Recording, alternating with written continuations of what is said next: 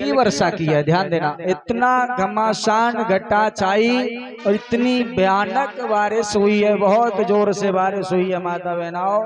इतनी घमासान बारिश हुई कि अब तो ग्वाल वाल कहने लगे कन्हैया और करवा ले इंद्र की पूजा, ओ यानी गोवर्धन की पूजा। इंद्र की पूजा तो हमने की नहीं, इसलिए बारिश हो रही है।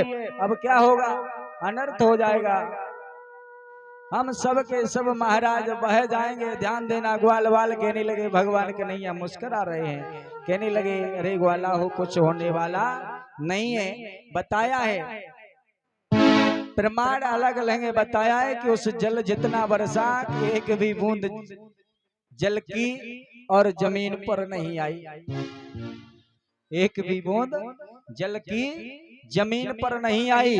बताया है कि भगवान ने अपना सुदर्शन चक्र को भेजा और सारा जल उस सुदर्शन चक्र ने सोख लिया। ध्यान दें महाराज, एक प्रमाण बताता है कि अगस्त मुनि जी महाराज आए और अगस्त मुनि महाराज ने सारे जल को पी लिया। क्योंकि जब भगवान कन्हैया ने पर्वत को उठाया, गोवर्धन पर्वत को तर्जनी अंगुली पर रखा है, तो भगवान कन्हैया कहने लगे आ जाओ ग्वाल वाला हो, तुम परेशान हो रहे हो, अब तुम बिल्कुल नहीं भीजेंगे। ध्यान देना, तो भगवान कन्हैया ने तो अंगुली लगाई, मैया यशोदा कहने लगी मेरो लाला छोटो है, कहीं गिरवर गिर ना जाए, सभी ग्वाल वाल हो अपनी अपनी डंडी लगा लो। महाराज सभी ग्वाल वालाओं ने डंडी लगाई। भगवान कहने लगे कि इनको अहंकार हो गया कि हम भी सदवाए हैं पर्वत को, तो थोड़ी सी अंगुली नीचे की है, सारे महाराज जितने भी लाठियां लगी थी सारी लाठी टूट जाती हैं। प्रेम से बोलना पड़ेगा, बोलिए गोविंद भगवान की, श्रीमद् भागवत महापुराण की। महाराज बड़ा भाव से पूजन किया है।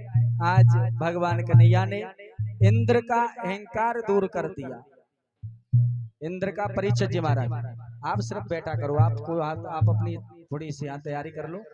इंद्र को अहंकार हो गया और इंद्र को अहंकार हुआ, तब भगवान कन्हैया ने आके उसके अहंकार को दूर कर दिया है। महाराज उसके अहंकार को नष्ट कर दिया भगवान कन्हैया ने। प्रेम से बोलना पड़ेगा, बोले गोविंद भगवान की जय हो, श्रीमद् भागवत महापुराण की जय हो, जय जय श्री राधे श्याम। ध्यान देना,